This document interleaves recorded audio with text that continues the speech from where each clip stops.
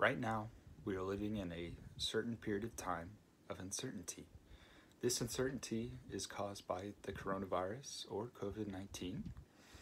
The virus is causing fear among people and among nations, even.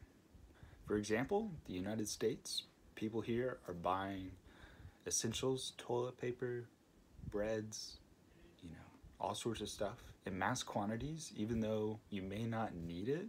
They're buying it because they are fearful of what is to happen. Some people are fearful of the economy crashing, so they're selling off stocks.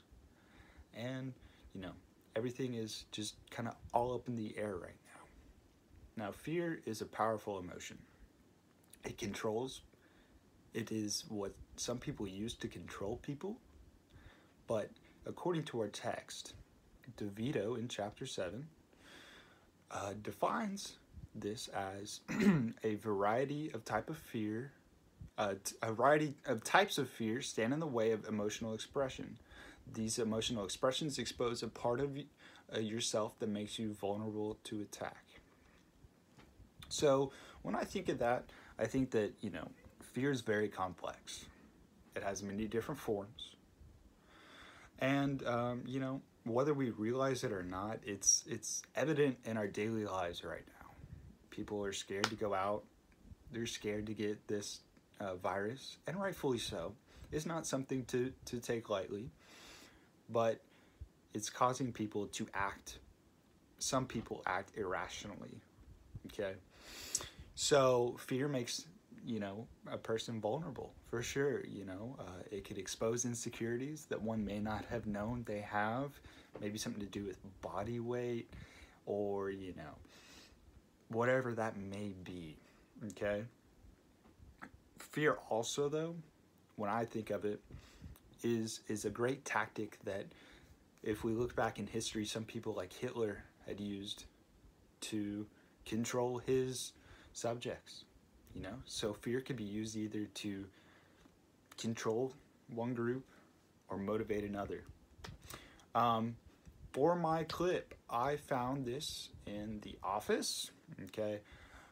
This is the tail end of the opening scene of our episode Stress Relief, where Dwight has done a simulation of a fire drill causing mass panic in the office.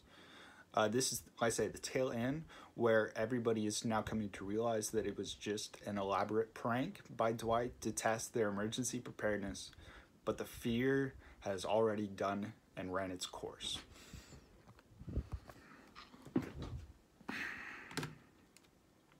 So, what have we learned? Oh, come on, it's not real, Stanley. Don't have a heart attack. No. You will not die. Stanley, you will not die. Stanley, Barack is president. You are black, Stanley. I want to give him mouth to mouth. No, don't give him mouth to mouth for this. Give me a swallow. Open your mouth. Michael. Don't swallow it. I'm fine. Leave me alone. Save it. Now, The Office is one of my personal all-time favorites, so I was happy to use it. And I was really actually excited when I was able to use this clip. Because, like I say, this follows Dwight's, scheme to test everybody's emergency preparedness that's caused panic. But once Stanley starts to have his heart attack and falls over, that causes another scene of panic and fear, which we mostly see in Michael. When Stanley falls over, Michael comes to his aid, even though he probably shouldn't and doesn't know necessarily what to do. Michael thinks he can get the job done.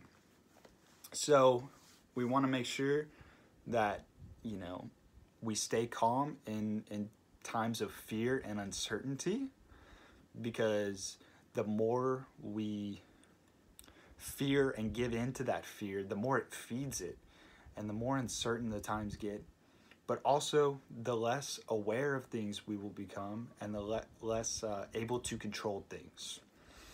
So the takeaway that I get from all this is it's important to understand how fear works. So for this particular scene, understanding that Dwight intended for this to be beneficial, even though it ended up not being beneficial. But being able to control a situation, remain calm in the face of fear and panic, and try and keep a level head. And so that's it. I appreciate you guys watching. Stay safe, wash your hands, and I'll see you in the next one.